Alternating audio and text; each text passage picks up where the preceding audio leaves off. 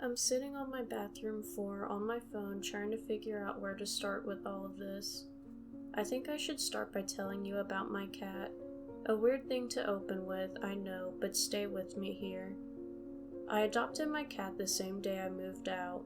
It was a bad plan because I wasn't sure if I would be able to stay in my apartment or even if having a cat would void my lease.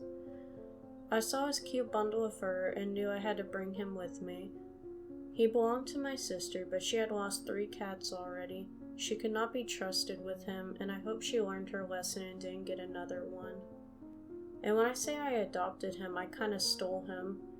Took him without telling her.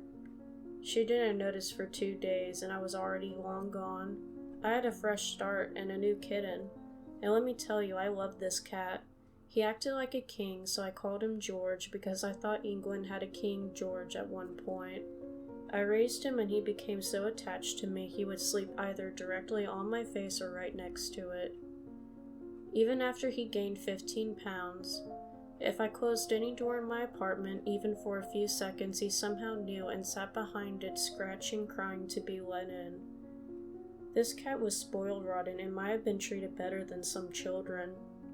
A few minutes ago, I had gone to the bathroom, phone in hand. I had some mobile game I had to tap to start the event. I set my phone on the counter to let the game play on its own when I heard scratching at the bathroom door. A normal sound I lived with for 10 years, but a sound that would have made me piss myself if I hadn't already just gone. You see, my King George had passed away a week ago. He was sick and it was for the best. And yet there was scratching at the closed bathroom door. I'm super freaked out and wanted to type this down to get my thoughts in order. Did someone break in? Maybe. But the bathroom door doesn't even have a lock on it. If they wanted in, they could just open the door. No point in pawing at the bottom of it. And that's the thing, it sounds like claws scratching at the door.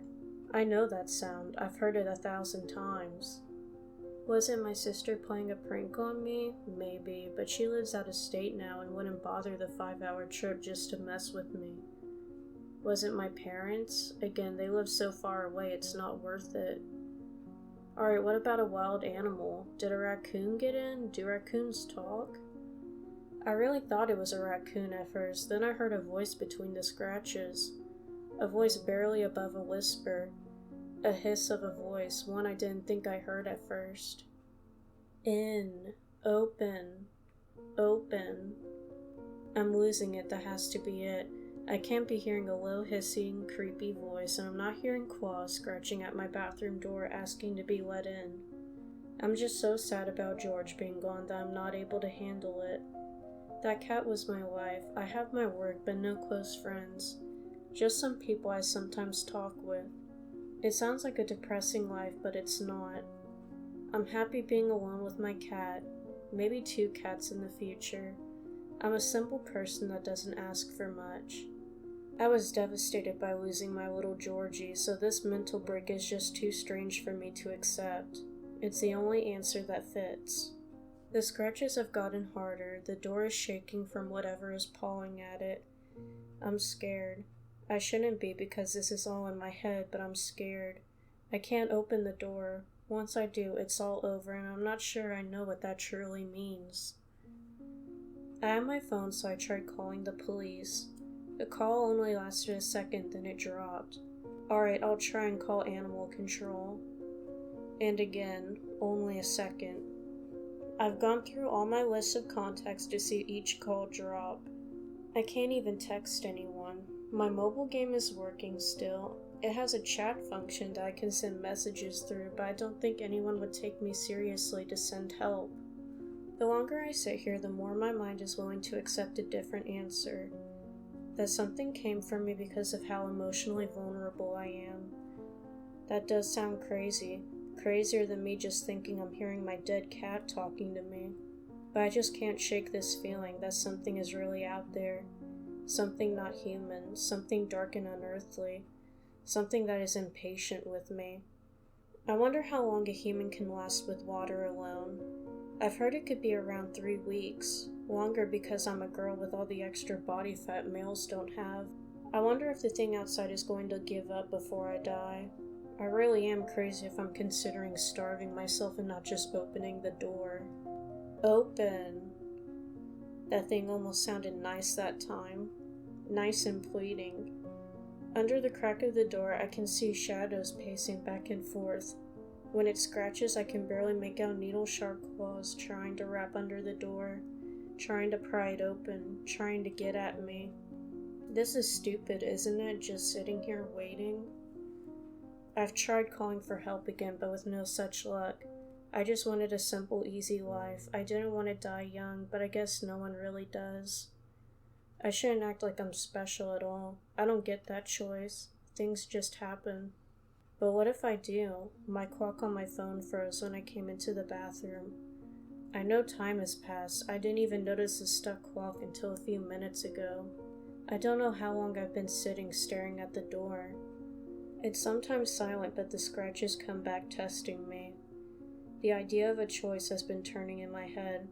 I might have a choice. I might be able to get out of this. Slowly I stood up, fearing the thing outside might hear my movements. I took small steps until I was right next to the door and pressed my ear against it, straining to hear anything. I could hear faint breathing. Something was there, still waiting. Always waiting until I opened the door. I have a suggestion. I tried to speak, but my voice came out as a whisper. My throat was dry and I could barely get the words out. I waited for an answer, but none came. When I open the door, I'm going to see a cat. Doesn't matter the age or color, I'm going to see and love this cat. This cat is going to have the best life any cat can have. But this cat is going to eat me. I could die naturally in my sleep, or someone is going to break in and murder me. I'll have no one to check up on me, so this cat is going to eat me. It could happen in a few days or when I'm an old lady. Is that a good deal? Is that a good suggestion for me opening this door? I stood with my ear beside the door, listening to the breathing until my feet started to hurt. The longer I stood, the more I thought I had such a dumb idea of getting out of my mental breaker supernatural encounter. Deal. I took such a huge sigh of relief it hurt. I'm going to open the door shortly. If something does happen to me, I hope the person who finds my phone and this rambling document gets this out into the world. I really wish that something doesn't, that I open the door and see a cute cat waiting for me outside. After all, that's what a simple person like me wants in life.